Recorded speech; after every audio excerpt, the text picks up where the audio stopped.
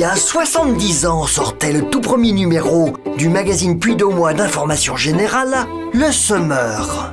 Alors non pas au sens agricole comme on l'entend trop souvent, mais le Semeur au sens de semeur de bonnes paroles, semeur de bonnes nouvelles, journal catholique qui ne renie absolument pas ses origines, qui a des valeurs et qui défend ses valeurs.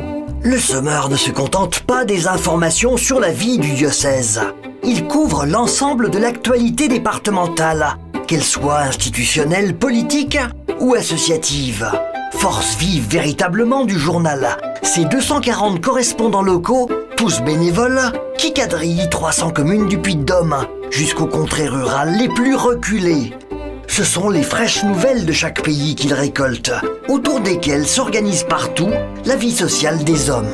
Nous avons un tirage de l'ordre de 9500, 10 000 exemplaires chaque semaine, donc 88% d'abonnés, ce qui vous montre la fidélité à ce journal. Et puis nous travaillons avec une petite équipe. Jusqu'à présent, l'équipe, c'était 12 personnes. Dépassant l'actualité puy-d'aumoise, la rédaction du Semeur jette toujours un franc regard sur l'actualité nationale et internationale, alors que les grandes questions de société font l'objet d'importants dossiers. 2 pages bienvenues sont également consacrées à nos loisirs, avec de riches critiques, notamment des nouveaux films. Les gens nous disent surtout « cessez de nous désespérer, donnez-nous de l'espoir, donnez-nous des raisons de vouloir croire en demain ». Je crois qu'il faut qu'on leur explique qu'il y a des choses positives qui se font et que ces choses sont des choses formidables à condition que tout le monde se sente concerné. Notre but, c'est de motiver les gens pour leur dire « vous êtes aussi acteurs de votre vie ». Vous avez besoin de vous investir, associativement, socialement, politiquement, dans la vie de la cité, parce que si vous ne faites rien, vous allez regarder passer le train sans arrêt en disant un jour le train ne s'arrêtera plus.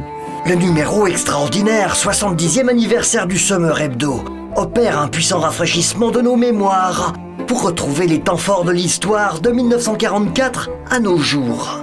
Il relate en outre toute l'histoire humaine du journal. On y découvre plus précisément l'engagement moral de William Captier, qui quitte ce mois-ci la direction du Semeur, à qui il a passionnément dédié 40 années de son existence.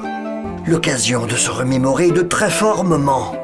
On avait par exemple une page qui s'appelait Histoire de vie et qui, chaque mois, donnait la parole à des SDF. Dans le cadre d'un atelier d'insertion, ces gens venaient quand ils le voulaient à l'atelier d'insertion, une animatrice était là, les aider à écrire, à dire ce qu'ils avaient envie de dire, pousser des coups de gueule des fois, au contraire des coups de cœur, dire la gentillesse qu'ils ressentaient autour d'eux, dire le vide qu'ils ressentaient autour d'eux. Et je sais que ces pages ont changé le regard de certaines personnes sur les SDF.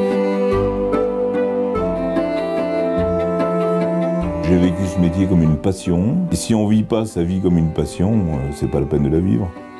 Et l'abbé Pérard disait « Seule une vie vécue pour les autres vaut la peine d'être vécue ». Et je pense que ça, c'est l'essentiel. Quand on a dit ça, on a tout dit.